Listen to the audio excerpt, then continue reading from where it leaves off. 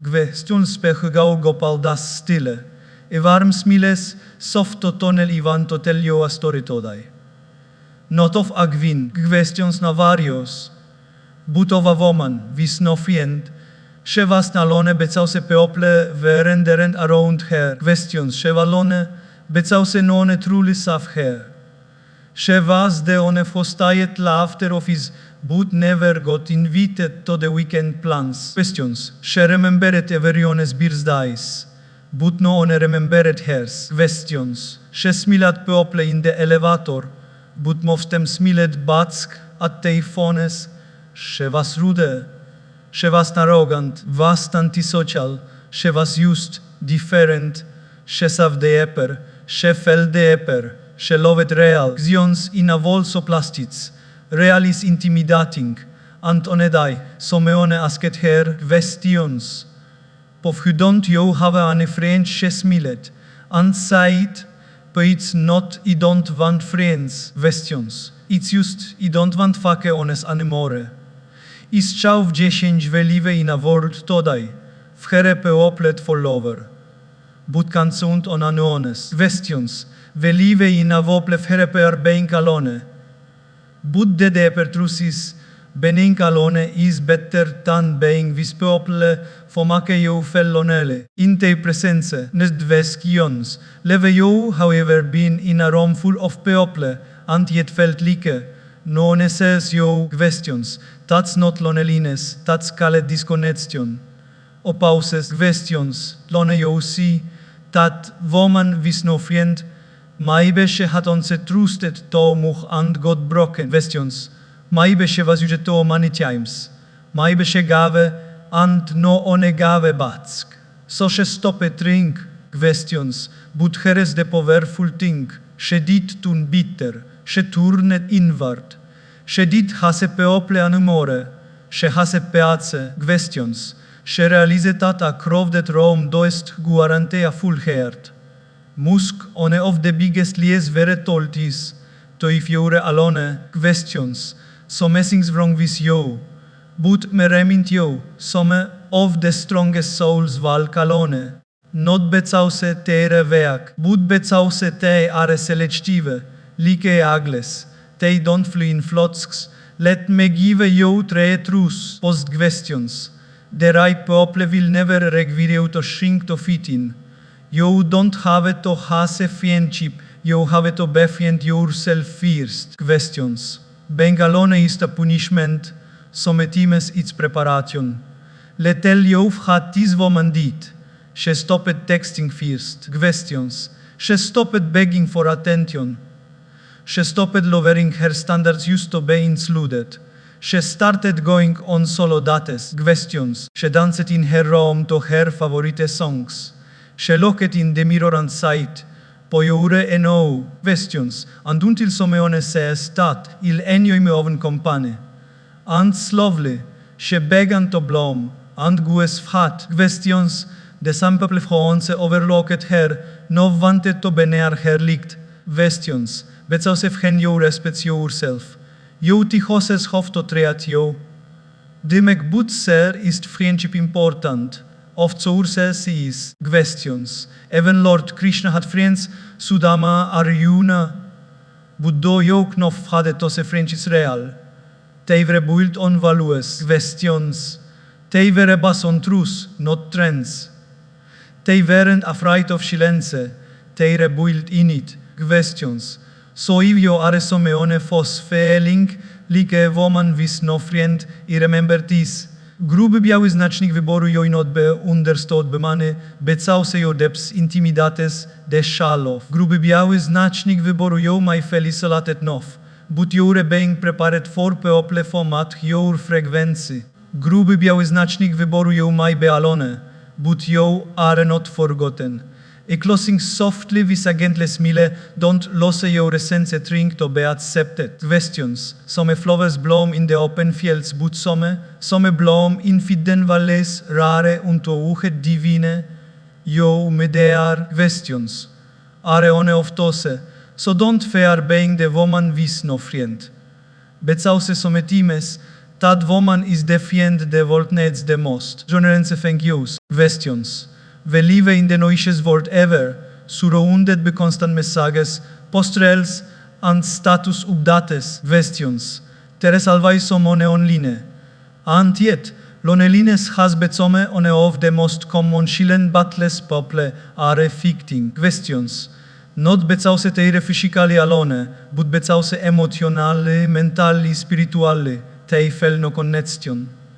Think about this. Questions. You should be sitting at dinner table with 4 friends, all laughing, all talking, and yet feel like you don't belong. Questions. You should be part of a group that buzzes all day and still wonder if anyone would notice you stop replying. Questions. That's because real connection is about presence. It's about presence of mind, heart, and soul. Questions. Let's take an example from everyday life. Imagine a woman named Ria. She works at a corporate office. Every morning, questions. She smiles at her coworkers, attends meetings, eats lunch in the cafeteria with a 5 colleagues.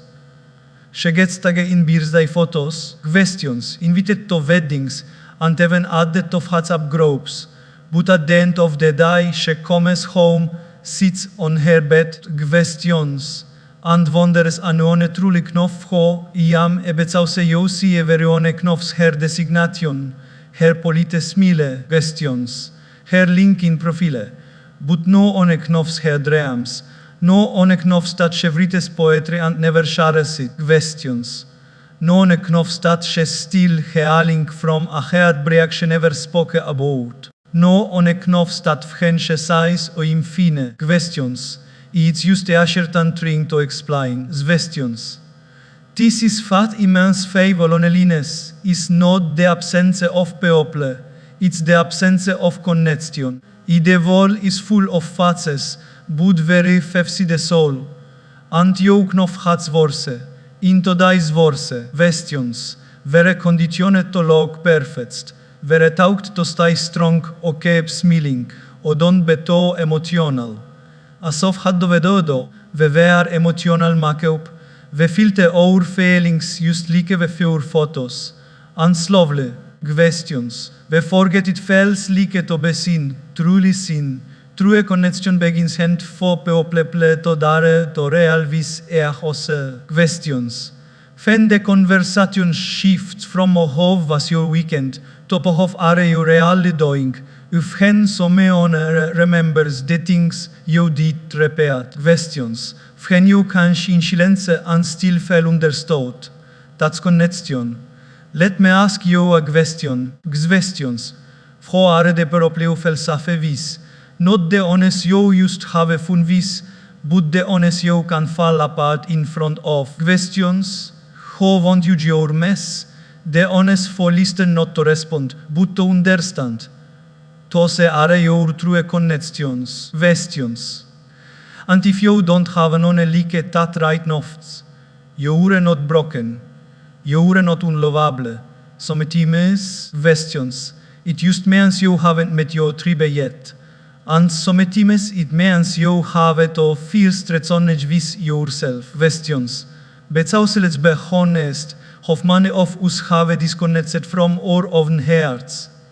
Very busy being had the world expects us to be. Questions. A good doctor, a loyal employee, a responsible parent, but beneath all these roles, is you unheard questions and longing for connection, not attention, no approval, just connection. Start with yourself, sit with your thoughts, even the uncomfortable honest, write it at your journal, cry if you need to, be honest about what hurts.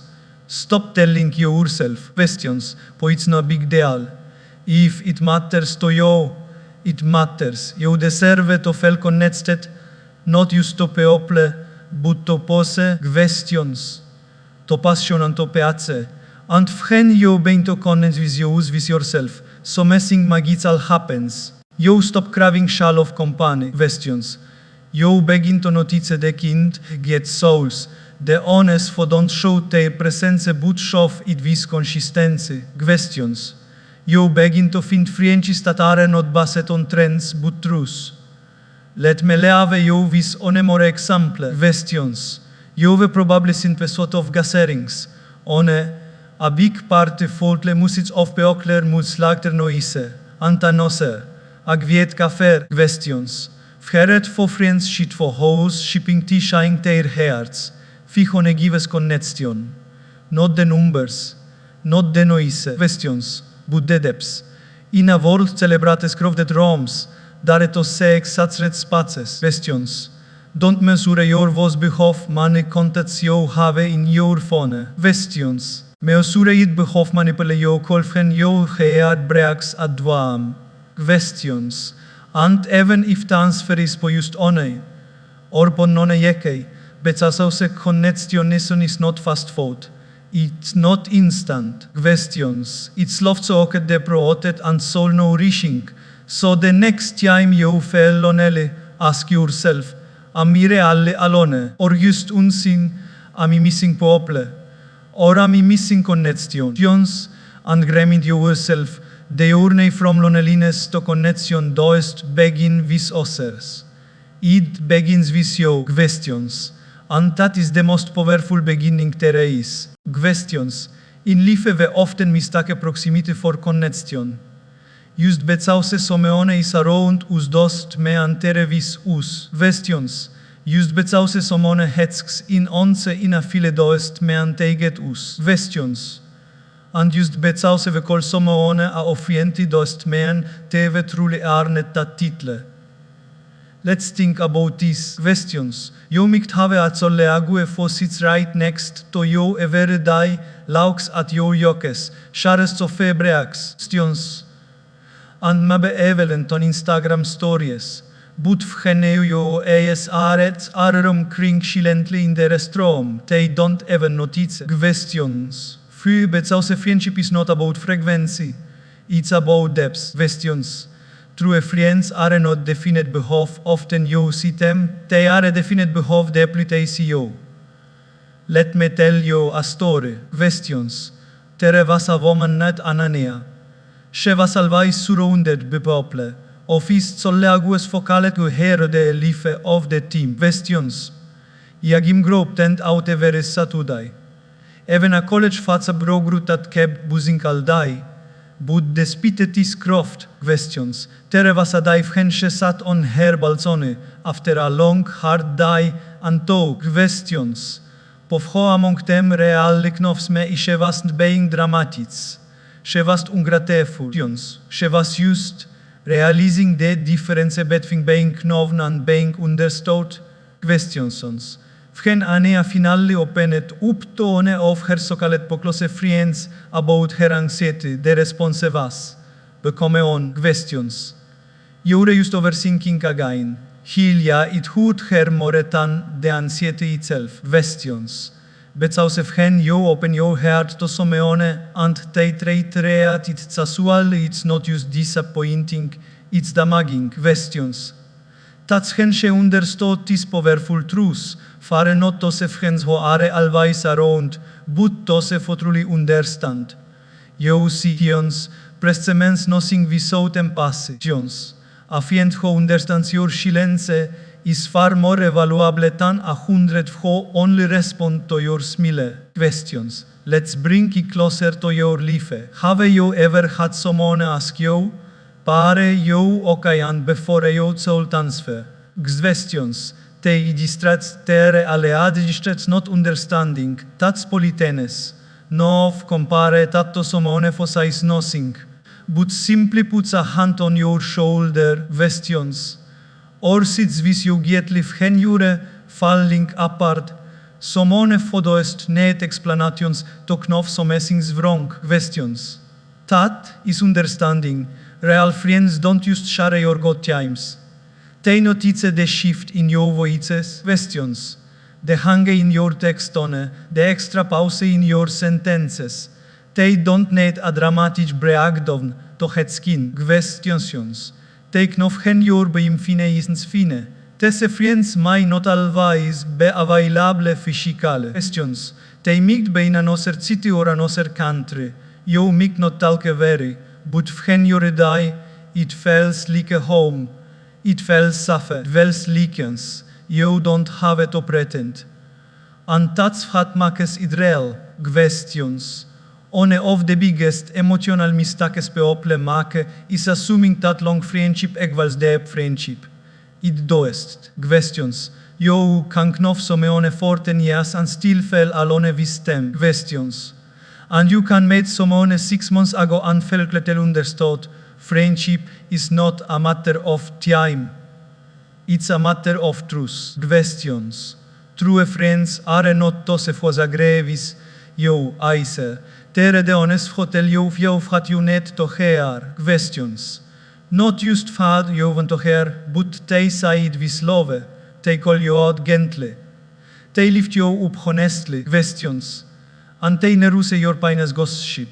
There is a word for that kind of understanding. It's called presence of hair. And the questions part. You don't need a dozen friends like that. Even on is no questions. So instead of asking who's hanging out with me, start asking questions. The forheas me vgenim gwiet instead of looking at for remembers your birthday.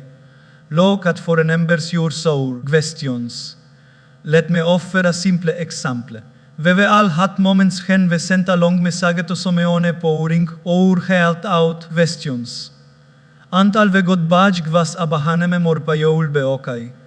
Dat response creates more distance than she ever thought. Questions. Nothing came from someone side or tell me more. Im here. Even if they didn't have a solution, they gave you space. Post questions. That's what understanding looks like. It's not about solving, it's saying. And sometimes questions. Understanding means accepting your flaws, your moog edges. It means knowing that even if you lash out on the tunes or retreat into silence, the friendship won't shatter. Questions. Real understanding creates emotional safety. A space where you can uberel without the fear of being rejected. Questions. If you have even on a person like that in your life, treosure them. What are that bond like a such retre? Questions. And if you don't have that yet, don't settle for less. Don't feel your life is noise hoping will replace connection. Remember, post questions. If you truly understand, you won't need constant explanation. So you just knowf when life gets noisy, chaotic, or even questions. Don't sound on the people around you. So the honest who understand your heart. But also in the end, questions. Honest so says you is was more 100 years who only look at you. That is friendship. Questions. There is something deeply ingrained in us, an idea planted by society, watered by social media. Questions. And reinforced by pop culture. That our value interests hen more people like us. Notice us, surrounds or talk about us. Questions. But that's the biggest illusion. But our real self-worth is surrounded in heads, it's rooted in hair. Questions. You should have a stop properly clapping for you, and still feel like a failure when you look in the mirror. Questions. You should have a thousand of followers, and still feel unseen. Questions. You also throw the biggest birthday party and still cry yourself to sleep that night. Questions. But our self-worth doesn't come from outside validation. It comes from inner recognition. Let's take a simple example. Questions. Imagine a woman named Neha. She's the one who always had a full calendar. So for that of his dinners, weekend getaways, weddings. Questions. Baby showers, bachelorette parties, you name it she was there. Her phone never stopped buzzing. She was loved. She was popular. Questions. And everyone side powow. She's got such a great social life. But on a day, after yet another partner came home with questions, looked at her reflection in the mirror and asked herself a question she had avoided for years. Questions. Powhydoi felt empty. Even when him always surrounded, she had spent measuring her woefully money. people invited her. Question van die fotos she was taggetin and hof many people showed up to her events, but none of it matter fell no questions. And that was her turning point. She realized that being surrounded doest men you evaluate. Questions. Being visible doest men you respected. Being known doest men you understood. Self-worth is not about being liked by many. Questions. It's about being true to yourself, even when no one is watching. You see, questions. The problem begins when we evaluate to hofoser streatusus. If someone compliments, we feel amazing. If someone ignores us, questions. We suddenly think, if our inbox is full, we feel important. If it's quiet, we feel forgotten. Questions. But imagine how unstable makes our sense of self, always swinging with the opinions of others. Real self-worth is unhurried. Questions. It does shift with external noise. Let me give you another example. Think of a diamond. Fäser it's in a juvelers shoftsas. In a box under the bed or even buried underground, its value does hang. It's still a diamond. Questions. It does need a spotlight to prove its worth. Why we forget that were the same? Questions. Your value does interesse when more people applaud you. And it does detresse when people walk away. Questions. If someone does recognize your voice, it does mean you have none. It simply means they don't have the eyes to see it. Questions. A woman knows her words to has a company to feel complete. She does back to be included. Questions. She does need loud validation to feel strong. She walks into a room not looking for approval, but seeking peace. Questions. Let's bring this into our daily lives. Have you ever seen someone sit alone at a restaurant, confidently eating their meal? Questions. Maybe even smiling to themselves. And did you have a strong admiration for them? That's not loneliness, that's self-assurance. On the other hand, you have probably also seen people in groups who are constantly checking their phones, posting updates, questions, trying to capture the perfect photo, and you can sense something's missing. That something is fallenness. But holiness is found in numbers. It's found in knowing that you are enough as you are. So ask yourself these questions. Do you need someone to compliment you to feel beautiful? Do you need someone to invite you to feel important? Questions. Do you need someone to stay to feel worthy love? If your answer is yes, it does make you weak. It makes you human. Questions. But it also means there is a deeper waiting for you, a journey back to yourself. The truth is, people will come and go. Questions, they love without reason. Some times they hang, some times they disappoint you. But your self-worth, that should never be negotiable. But also that you realize your worth is not defined by how many people are around you. Questions. You stop shrinking yourself to fit in. You stop bending over backwards used to be accepted. Questions. You updating your personality like a resume. You become free. Questions. And that kind of freedom, the kind that comes from within, is the most attractive, powerful, and peaceful thing you'll ever try. Questions. So the next time you find yourself sitting alone or strolling through your contacts list and wondering what's really what their questions. Pause and remember this. You were not born to be validated. You were born to be valued. And that value starts with you. Questions. Even if the room is empty, your soul is full. Even if the worries with head can sing. Even if no one claps, you can still dance.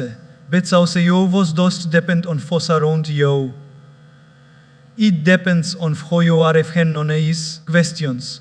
And if you can look in the mirror and say, "Poi love how I am becoming," then my friend, you are already more complete than most. Questions. Vere living in anage vhere popularity is glorified. It's become the gold medal of the modern world. The more followers you have. Questions. The more important you are. The more parties you attend, the more desirable you seem. The more people talk about you. Questions. The more successful you appear. And some vhere in this ratse to be seen. We've forgotten the joy of simply being real. Questions. Let's take a simple real life example. Teres a young woman named Minal. Brick talent kind geartet. Questions. She stas mal Instagram page to share her thoughts, art and daily life. In the beginning she's rough, honest. Questions on love passion. But slowly as she gains a few followers, the pressure begins to creep in. People start saying questions, post more trendy stuff. Io talk like it is, I poszomre of that. Without realizing, she begins hanging. Questions, her captions become less genuine and more performative. Her pictures once natural are enough overly curated. Questions, she begins comparing herself with others. If someone else gets more likes, she questions her own worth. And on a day, questions, sitting alone at night, she whispers to herself, "Poi miss the old me." I don't even recognize this version anymore. Questions. I that happens when we has popularity without protesting authenticity. Society loves to reward the loud, the shiny questions. But those things come at a cost, your piazze, and piazze is loud, it does show off. It does trend, tunes, but it stays with you when the wall gets silent. Authenticity is your fingerprint. It's who you are if no one is watching questions. It's false if you don't have to impress anyone. It's how you live if you stop asking for approval. And the irony is questions. It's the very thing people are truly drawn to. Even if they don't always understand it. Let's go deeper. Questions. Have you ever been in a room full of where everyone is smiling, looking dressed in their best? Questions. But you feel exhausted just being there. That's what happens when you're surrounded by performance, not presence. Questions. Nothing about a moment. Maybe it was with just on a person. Questions. Maybe sitting at a high stall walking through a park, where you felt completely yourself. No pretending. No adjusting. Questions you. That is the power of authenticity. It grounds you. It nourishes you. Questions. And it you the gift of peace can never offer. But here is the challenge. The world does always reward authenticity. Questions. Sometimes people won't understand your truth. They expect you to fit into a version of you that they assure for them to accept. You refuse, and if they may pull away, so had the most people do. They shrink their real selves. They blend in. Questions. They say yes when they want to stream no. They laug at jokes that hurt them. Questions. They become popular, but feel like strangers to their own reflection. Questions. But the honest fodare to stay authentic, even when it costs them attention, tose are the honest vos slave vispiace at night. Questions. It's important to ask yourself this: would your answer be applauded for a role, or respected for your truth? Questions. Becauce heretrus most people discover later in life. Popularity fades. It's fragile. It depends on what you can offer. Questions. How successful you are, how entertaining you seem. The moment you hang the craft moves on. But authenticity. Questions. It builds relationships that last. It brings people into your life for love you as you are, not as you pretend to be. Questions. It invites genuine respect, not just attention. Let me give you another example. Questions. A woman named Parul worked at a firm where everyone faked their white rogue life. People exaggerated their achievements, faked smiles, and played endless office politics. Parul on de hand was gviet sincere antreal, she dit engage in drama, she din trutofitin. For a file pople ignoret her, calet her po boring. I left her out of conversations, budgues fogot promoted frende tiam keme, de onefovas real, de onefovas reliable, questions, de onefoditen faceit, budbuilit. You see authenticity might not give you instant recognition, questions, but it earns you long-term respect. It might not win you applause in a very Rome, but it will in upeace in your heart tunes, and peace spritzeles.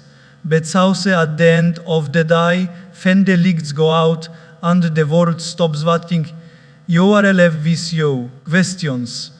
And nothing else heavier than pretending to be someone you are not, questions. So stop me osuring your vohos mani people clap when you enter a room, questions. Start asking yourself, can I sit in silence with muscle and fell proud of hoive bezome?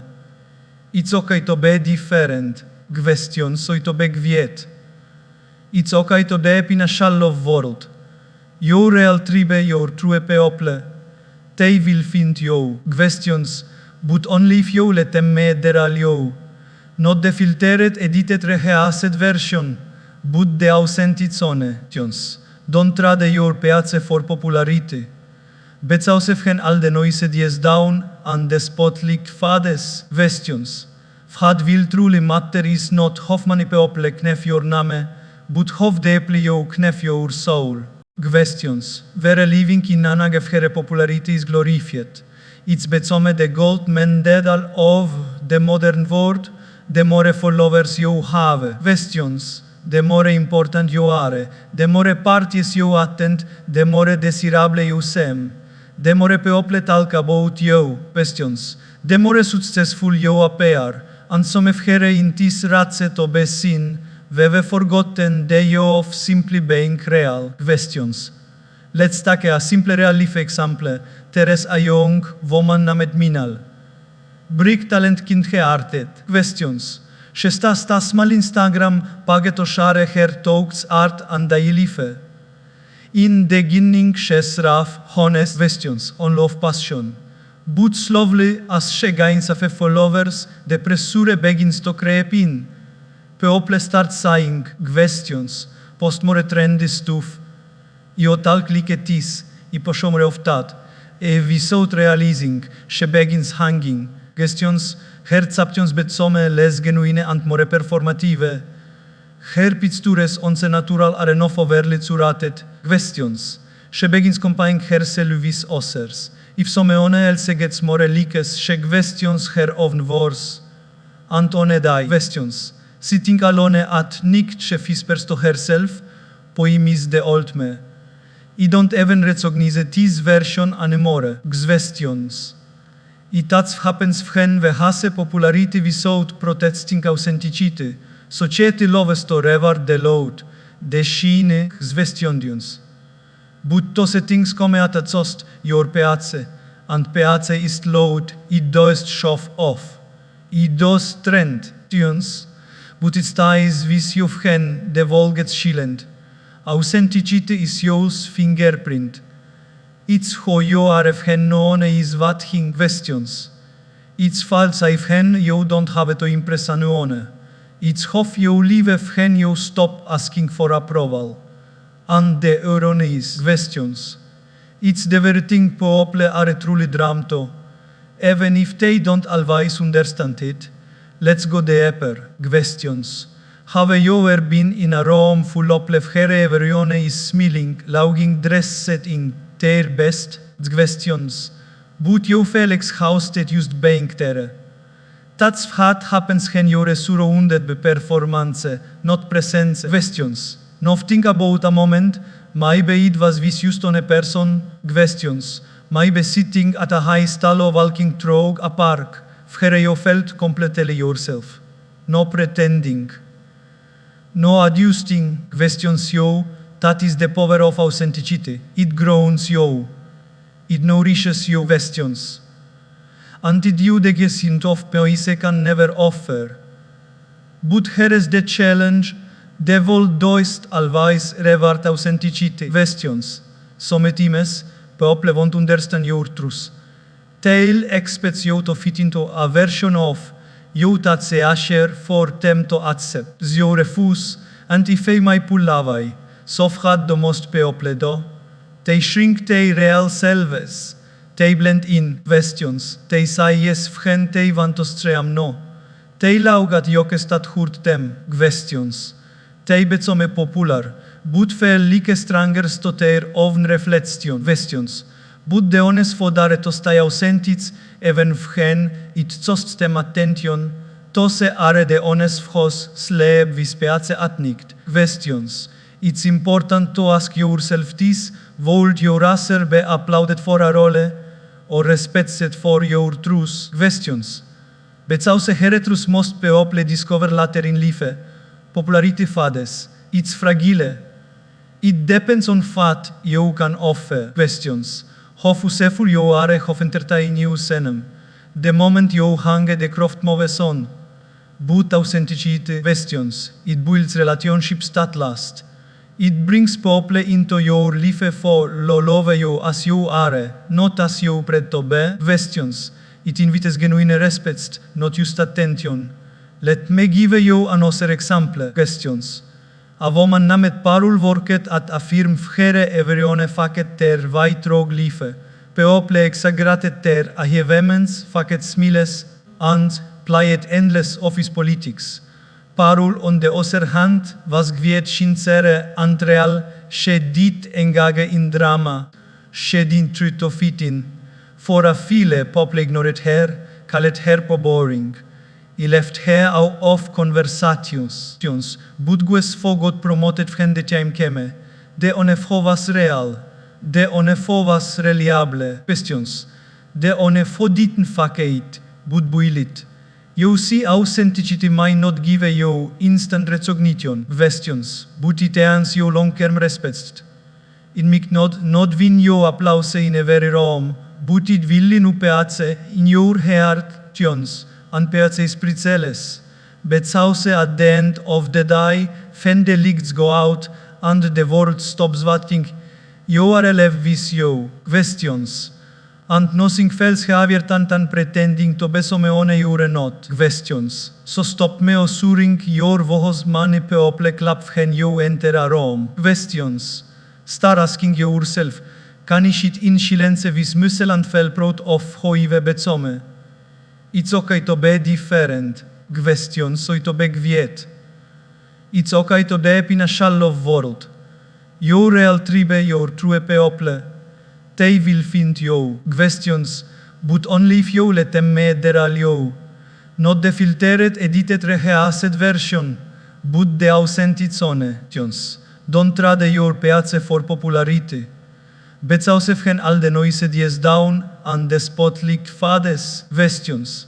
What will truly matter is not how many people knef your name, but how deeply you knef your soul. Questions.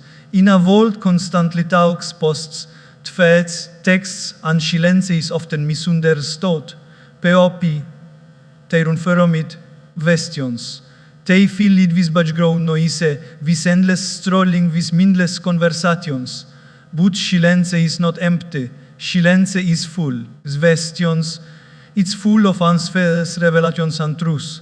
And sometimes it's louder than all the noise around you. Questions. Silence is the mirror where you meet yourself. Take a simple moment. You're sitting in your room. No music, no notifications. Questions. No one around, just you and your thoughts. Some people say in that space. Oses fel anxiety, questions. Becauce silence has the power to amplify what you are inside. If you love yourself, silence feels like a sanctuary. Questions. If you're at war with yourself, silence feels like a battlefield. There is a woman named Kritika. On the outside, she's confident. Questions. Successful, the only everyone wants to be around. Always surrounded by conversations, group chats, calls, events. But a very night after all the noise settles, she lies on her bed staring at the ceiling, trying to avoid thinking. Silence. Because in tat silence questions. Detrušes tichos, hire tat šes lonely, tat še dos šerelast knof is visou de noise around her questions. Antats the reality for mani people. Tei mistake constant activity for emotional health. Tei kept themselves busse, gwiens, not betsetere productive, but because tere afraid of had silence mictrevel. Questions. But heres here de magits lies, silence is not is your invitation. It invites you to headskin. Tobre assions, to listen to what your head has been whispering behind the noise. Questions. It's in the silence that your real relationship visual become visible. Let's take an everyday example. Questions. Imagine it woman walking alone on a bay at sunset. One is smiling, bracing, deeply feeling grateful for the moment. The other is restless, headsking her phone every 5 minutes, unable to relax. Samece different experience. Because one has made peace with herself, and the other is still trying to escape herself. Questions. That's the power of silence. It reflects your inner world. In noise you can perform, you can distract. You can hide, but in silence, questions. There is no here to go. That's who it feels loud, because it shows you've been avoiding. And yet, questions. Silence is also the place of her healing begins. A woman who sits in silence and lets herself feel the grief, the confusion, the joy. Questions. The longing that woman is not weak, because feeling is healing. And silence gives space for that. Questions. Think of silence with a friend. On who doest interrupt. On who doest judge. On who simply sits beside you and waits for you open up, not to the world, but to yourself. Questions. When you learn to sit in silence and your own company, you discover something powerful, self-intimacy. Begin to know your hismisms. You understand your triggers. You hear your own wisdom. Once you realize that you don't need someone else to fill the space, you are fully within yourself. This is his so many spiritual teachers. Questions. Monks and sages practice silence, not because they are avoiding the world, but because they are tuning into their soul. Questions. Because in silence the soul speaks, but you don't need to go to the Himalayas to experience this. You just need to pause. Zgerus, pause the performance, pause the anse the pretending. With yourself, even if it feels uncomfortable at first. Questions. Maybe you'll cry. That's okay. Maybe you'll feel lost. That's okay too. Because the feeling is the first step to healing. Questions. And silence gives you the space to do boss. Teresa noser side to tistru sometimes. Questions. When a woman goes silent in a relationship or friendship, people say, "Poshes distant." Your shes hanget. Questions. But maybe she's just finally listening to herself. Maybe she's tired of explaining. Questions. Maybe she's hosting peace over proving her words. Silence in that case is not weakness. It's a decision, a boundary, a healing asks questions. If you've ever gone get to protect your energy, to resonate with your soul, questions, to brease without explanation, you know how powerful that silence can be. It's not loneliness, it's alignment. Questions. And when you read from that silence, you're clearer, stronger, softer, but not weaker, more loving. Questions, but less tolerant of hadens you.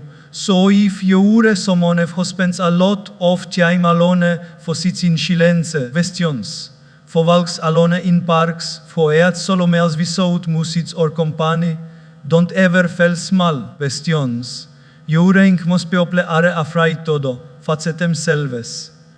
And that me find is strength. Questions. In a world that's obsessed with being seen, how to see yourself. In a society that pushes constant noise. Questions.